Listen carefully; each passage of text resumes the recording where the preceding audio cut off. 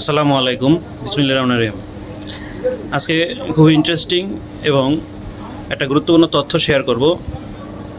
এটাকে আপনারা বলতে পারেন একটা চিরন্তন সত্যকে লুকিয়ে রাখা, সেটাকে রিভিল করা।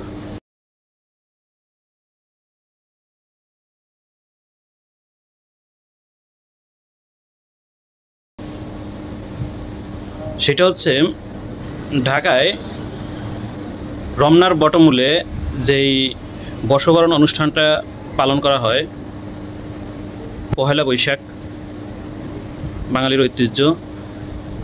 সেই যে রমনার বটমূল, আসলে সেটা কি বটমূল নাকি অন্য কোনো গাছ?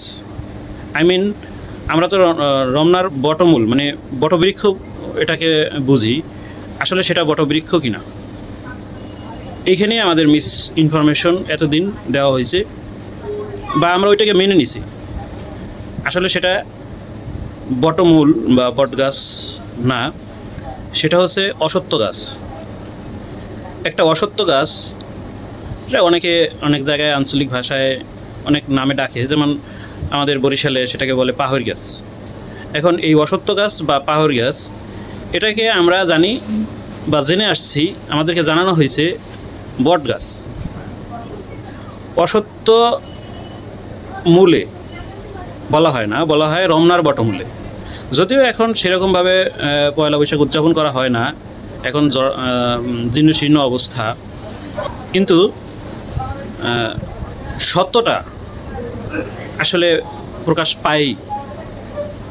এরকম অনেক ইনফরমেশন আছে আমাদের ইতিহাস, ঐতিহ্য, এমনকি ধর্মের ভিতরেও।